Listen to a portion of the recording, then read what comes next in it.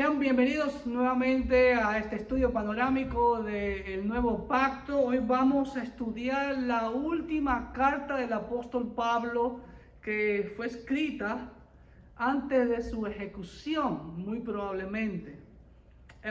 Esta carta es muy particular. Es una carta diferente a las demás cartas, aún diferente a la primera carta a Timoteo. Muy particular porque es una carta muy personal del apóstol Pablo, en el cual él derrama su corazón, por así decirlo, ante su hijo en la fe, Timoteo.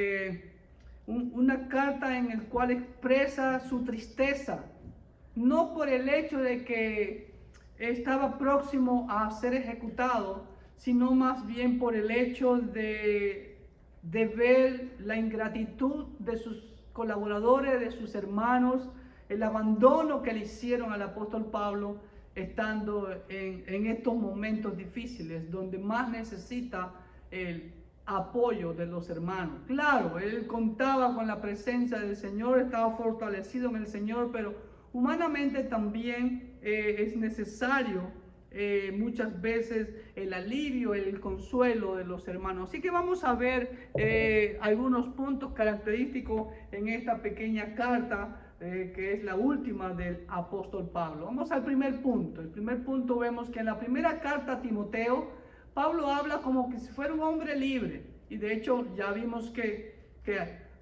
así fue. Ya estudiamos de que existe la posibilidad muy alta de que tuvo 2 encarcelamientos, ¿ok? Él estaba esperando estar de pronto con su hijo en la fe, Timoteo, como lo vimos en 1 Timoteo 3:14, que le dice de la siguiente manera. Dice, esto te escribo aunque tengo la esperanza de ir pronto a verte. Algunos estudiosos creen que Pablo, después de haber apelado al emperador, fue liberado después de los 2 años que permaneció en arresto domiciliario en Roma por el año 60-61 después de Cristo, de acuerdo a lo que Lucas nos relata en Hechos 28 del 30 al 31. En este tiempo de libertad, Pablo siguió con lo que más le apasionaba, las misiones. Recuerde que él había dicho ahí en Romanos que lo había llenado desde Jerusalén hasta Ilírico con la palabra de Dios. Así que Pablo retoma sus actividades misioneras y visitó los lugares que se relatan en estas cartas pastorales, los mismos que no aparecen mencionados en el libro de Hechos. Eso podría tener lógica y congruencia con ciertos detalles que Lucas no menciona, pero sí son mencionados por Pablo en esta carta y en otros escritos. Mire lo que dice en el capítulo 4, versículo 13. Por ejemplo, trae cuando vengas el capote que dejé en Troas, en casa de Carpo, y los libros, mayormente los pergaminos. En el versículo 20 también dice así, Erasto se quedó en Corinto y a Trófimo dejé en Mileto enfermo. Imagínense, en Hechos solo se menciona Mileto cuando Pablo iba camino a Jerusalén e hizo llamar a los pastores de Éfeso. Pero aquí vemos que otra vez Pablo estuvo en Mileto. Entonces vemos claramente que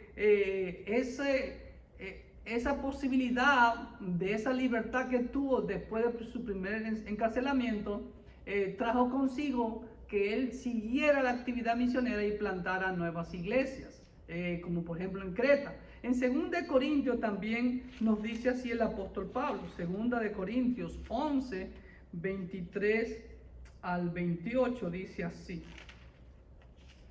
2 de Corintios 11, 23 al 28, dice, 2 de Corintios 11, 23 al 28, son ministros de Cristo como si estuviera loco hablo. Yo más, en trabajos más abundantes, en azotes sin número. Imagínense, en azotes una cantidad incontable, dice Pablo. En cárceles más, en peligro de muerte muchas veces. De los judíos 5 veces he recibido 40 azotes menos 1. En el libro de Hechos no se menciona todo este martirio que sufrió Pablo, pero aquí lo menciona. 3 veces he sido azotado con varas, 1 vez apedreado. 3 veces he padecido naufragio, una noche y un día he estado como náufrago en alta mar, en caminos muchas veces, en peligro de ríos, peligro de ladrones, peligro de los de mi nación, peligro de los gentiles, peligro en la ciudad, peligro en el desierto, peligro en el mar, peligro entre los falsos hermanos, en trabajo y fatiga, en muchos desvelos, en hambre y sed, en muchos ayunos, en frío y en desnudez. Y además de otras cosas, lo que sobre mí se agolpa cada día, la preocupación por todas las iglesias. Entonces vemos aquí que Pablo relata una serie de eventos que no lo vemos en ningún otro libro. Número 3. Pudiera ser que existiera la posibilidad, como vemos ahí en este mapa, de que Pablo realmente haya llegado a España como fue su anhelo. Así que pudiera haber habido esa posibilidad de que Pablo visitara España. En Romanos 15, 24 y 28 menciona el deseo del apóstol Pablo de visitar España. Romanos 15, 24 dice así: cuando vaya a España iré a vosotros, porque espero veros al pasar y ser encaminado allá por vosotros, una vez que me haya gozado con ustedes. También el versículo 28 dice así: así que cuando haya concluido esto y les haya entregado este fruto, pasaré con vosotros rumbo a España. Entonces hay la posibilidad de que después de que él apeló a César y fue dejado en libertad, bueno, estaba cerca de España. Así que, como dice Clemente de Roma, en el año 95 después de Cristo, dijo en su carta que Pablo llegó a los límites de Occidente. ¿Y cuáles son los límites de Occidente? Ustedes que me están viendo, sería hacia mi derecha, España. Está Italia y, como vemos en el mapa, cruzó el mar muy posiblemente o lo rodeó terrestremente, pero parece ser que él llegó a España. Siendo que este obispo vivía en Roma, su referencia al occidente pudiera ser España, viendo así cumplido el deseo de Pablo de llegar a España, como le menciona en Romanos 15. Ahora bien, esta segunda carta es muy distinta a la primera, ya que esta carta es menos formal que las otras dos epístolas pastorales, la primera de Timoteo y la de Tito, pero es mucho más personal. Probablemente esta fue la última carta escrita por Pablo donde contemplaba su muerte a finales del reinado del malvado Nerón, como lo dice en capítulo 4, versículos 6 al 8, dice: porque yo ya estoy para ser sacrificado y el tiempo de mi partida está cercano. He peleado la buena batalla, he acabado la carrera, he guardado la fe. Por lo demás me está guardada la corona de justicia, la cual me dará el Señor juez justo en aquel día, y no solo a mí, sino también a todos los que aman su venida. Entonces ahí vemos claramente que ya Pablo contemplaba su muerte en este segundo encarcelamiento, muy posiblemente. Número 5. Esta carta fue escrita desde Roma. Según Eusebio, el martirio de Pablo fue alrededor del año 67 después de Cristo. Pero la mayoría de los eruditos la fechan entre los años 64 al 65 después de Cristo. Por la referencia, por ejemplo, de capítulo 1, versículos 16 y 17, dice así: tenga el Señor misericordia de la casa de Onesíforo, porque muchas veces me confortó y no se avergonzó de mis cadenas, sino que cuando estuvo en Roma me buscó solícitamente y me halló. Concédale el Señor que haya misericordia acerca del Señor en aquel día. Y cuánto nos ayudó en Éfeso, tú lo sabes mejor. Entonces ahí vemos que esa referencia a Roma hace creer que la carta fue escrita desde esta ciudad, la capital del Imperio Romano. Número 6.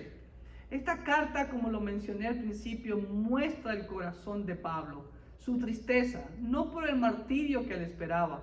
Como vimos en 2 Corintios, mucho había sufrido martirios, azotes, apedreamientos, etcétera, etcétera, cárceles. Pero el dolor que tenía Pablo era por la ingratitud de los que le abandonaron. Por eso exhorta a Timoteo a fortalecerse en la gracia de Cristo Jesús y de no avergonzarse a pesar de las aflicciones que Pablo estaba sufriendo o de las que Timoteo podía sufrir. Eso lo vemos en en varias partes de esta carta, en capítulo 1, versículo 3 al capítulo 2, versículo 18, en capítulo 4, del 9 al 11, dice así claramente: procura venir pronto a verme, porque Demas me ha desamparado, amando este mundo, y se ha ido a Tesalónica. Crescente fue a Galacia y Tito a Dalmacia. Solo Lucas está conmigo. Toma a Marcos y tráele contigo, porque me es útil para el ministerio. Y en el versículo 16 dice así: en mi primera defensa ninguno estuvo a mi lado, sino que todos me desampararon. No les sea tomado en cuenta. Vemos aquí claramente que Pablo menciona, como yo lo digo siempre, con nombre y apellido, esos malos obreros, y quedaron para la posteridad, Demas. Como vemos la tristeza que envolvía al apóstol Pablo, de estar solo. Estaba con el Señor, estaba fortalecido en el Señor, y por eso no temía el sufrir el martirio. Y ese es uno de los primeros requisitos que todo buen siervo debe de tener. Después del llamado de Dios, es aprender a sufrir. Lamentablemente así es el ministerio, pero sabemos, como Pablo lo entendía y lo tenía bien claro entre ceja y ceja, que la recompensa siempre viene del Señor, y sobre todo, como dice aquí, la recompensa de la vida eterna. ¿Qué más galardón? Estar con el Señor por toda la eternidad. Número 7. Pablo nos enseña el costo de ser cristiano. Hoy en día no salen en las noticias, pero según un ministerio que se llama Puertas Abiertas, en inglés Open Doors, dice que este año 2020 y lo que va del 2021, la persecución se ha aumentado contra nosotros los cristianos en el mundo. Así que vemos aquí cómo la persecución, sobre todo en los países de la ventana 1040, como la India, como en Pakistán, como en Nigeria y otros, Sudán, por ejemplo, también, otros países como Corea del Norte, China, etcétera, etcétera, ¿no? Vemos que nuestros hermanos sufren martirio, pero eso no sale en las noticias de los canales locales. Entonces Pablo nos enseña el costo del cristiano, de cómo un mártir cristiano debe hacer frente a la muerte. Tal vez por el confort de la sociedad en que vivimos hemos minimizado esta verdad, pero Pablo lo dice aquí. Capítulo 1, versículos 7 y 8 dice: porque no nos ha dado Dios espíritu de cobardía, sino de poder, de amor y dominio propio. Por tanto, no te avergüences de dar testimonio a nuestro Señor, ni de mí preso suyo, sino participa de las aflicciones por el Evangelio según el poder de Dios. Pablo nos insta, nos exhorta a participar de las aflicciones por causa de Cristo. Pedro también lo hace. Así que vemos también otros pasajes. En capítulo 2, del 8 al 10, dice así: acuérdate de Jesucristo del linaje de David, resucitado de los muertos conforme a mi evangelio, en el cual sufro penalidades, hasta prisiones, a modo de malhechor. Mas la palabra de Dios no está presa. Es lo más importante, que la palabra de Dios sea divulgada hasta lo último de la tierra. Por tanto, todo lo soporto por amor de los escogidos, para que ellos también obtengan la salvación que es en Cristo Jesús, con gloria eterna. En el 3:12 dice así: y también todos los que quieren vivir piadosamente en Cristo Jesús padecerán persecución. Así es, todo el que quiera agradar a Cristo Jesús va a sufrir persecución. Pablo lo dice en Gálatas 1:10: si queremos agradar a los hombres, dejaríamos de ser siervos de Cristo. Así que la exhortación, mi amado hermano, es agradar solamente a Dios. No trate de agradar al hombre, solo una persona, a Dios. En el 4:5 dice así también: pero tú sé sobrio en todo, soporta las aflicciones, haz obra de evangelista, cumple tu ministerio. Así es lo que fuimos llamados, es por la razón por la cual fuimos salvos, a cumplir el servicio, el ministerio al Señor, hacer lo mismo que Cristo Jesús vino a hacer este mundo. Pablo nos enseña la importancia de enseñar, de señalar y de apartarnos de los enemigos de la cruz, como fue Himeneo. Pablo menciona a Demas, ahora menciona a Himeneo, otro enemigo de la cruz, quien también fue nombrado por Pablo en su primera carta. ¿ok? Y lo vemos también aquí, en el 2, 16, 18, ya lo leímos creo, dice, mas evita profanas y vanas palabrerías, porque conducirán más y más a la impiedad. Y su palabra carcomerá como gangrena, de los cuales son Himeneo y Fileto, miren, nombre y apellido, que se desviaron de la verdad diciendo que la resurrección ya se efectuó y trastornan la fe de algunos. Así es, hoy en día pasa lo mismo.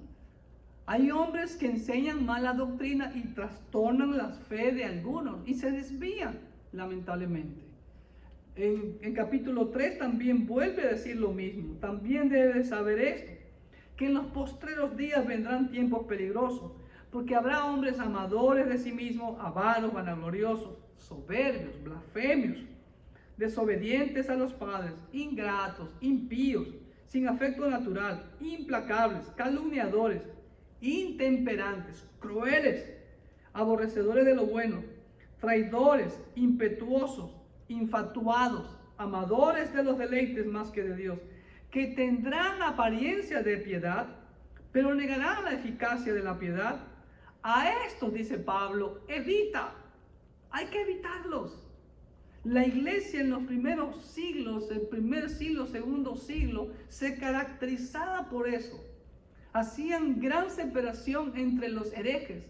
E inclusive se cuenta en una ocasión que Policarpo se encontró con Marción en un baño público y salió gritando del baño diciendo: hereje, hereje, hereje. Porque la iglesia naciente del primer siglo, segundo siglo, cuidaba grandemente la doctrina para que no se destruya la iglesia. En 4:10 el apóstol Pablo nos dice: porque Demas me ha desamparado. Otra vez menciona a Demas. En 14:15 también vemos, dice: Alejandro el calderero me ha causado muchos males. El Señor le pague conforme a sus hechos. Y le dice a Timoteo: guárdate tú también de Alejandro, pues en gran manera se ha opuesto a nuestras palabras. Y hoy en día hacemos eco de esas palabras de Pablo, hermano. Hay que señalar a quienes realmente destruyen la iglesia con sus falsas doctrinas. No tenemos que callar. En 1 Timoteo 1:20, Pablo dice así: de los cuales son Himeneo y Alejandro, a quienes entregué a Satanás para que aprendan a no blasfemar. En 5:20 de 1 Timoteo también dice: a los que persisten en pecar, repréndelos delante de todos para que los demás también teman. Eso hacía la iglesia de los inicios, pero hoy en día, si hacemos eso en la iglesia hoy, ¿qué va a pasar? Muchos se van a resentir y se van, porque no han alcanzado la madurez, porque no entienden lo que el Señor les dijo al pueblo de Israel: ustedes serán un pueblo santo, serán perfectos, no se contaminarán con nada. Israel no obedeció, la iglesia no es la excepción, pero siempre existe el remanente fiel. En Filipenses capítulo 3, 18 al 19 también el apóstol Pablo nos dice así: porque por ahí andan muchos, de los cuales os dije muchas veces, y aún ahora lo digo llorando. Miren el sentimiento de Pablo: que son enemigos de la cruz de Cristo, el fin de los cuales será perdición, cuyo Dios es el vientre y cuya gloria es su vergüenza, que solo piensan en lo terrenal. Y en 3 de Juan, el apóstol del amor, el apóstol amado, ¿sí?, también él denuncia a aquellos hombres que le hacen daño a la iglesia y los dice con nombre y apellido. En su 3 carta, en versículos 9 y 10 dice así el apóstol Juan: yo he escrito a la iglesia, pero Diótrefes, al cual le gusta tener el primer lugar entre ellos, no nos recibe. Miren, no recibía el apóstol Juan. Por esta causa, si yo fuere, recordaré las obras que hace, parloteando con palabras malignas contra nosotros. Y no contento con estas cosas, no recibe a los hermanos. Y a los que quieren recibirlos se los prohíbe y los expulsa de la iglesia. Así que, ojo, la Biblia, el Señor Jesús los mencionó a los fariseos. Les dijo, les habló fuerte. ¿Por qué? Porque los encargados de ser los líderes espirituales de la nación eran los que estaban dando ejemplos de corrupción y no dando buenos ejemplos a los creyentes para que sigan haciendo la voluntad de Dios. Otro aporte de estas dos cartas a Timoteo del apóstol Pablo es la preocupación y la exhortación de Pablo a Timoteo para que guarde la doctrina. La palabra doctrina es singular, aparece 10 veces en este libro, más que en cualquier libro del Nuevo Pacto, el cual es el tema central de esta carta: retener la verdad. Es interesante ver eso. Por eso afirmo lo que la Biblia dice: solo existe la doctrina de Cristo. No hay doctrina bautista, no hay doctrina pentecostal, no hay doctrina metodista, presbiteriana, etcétera, etcétera, etcétera. No existe eso.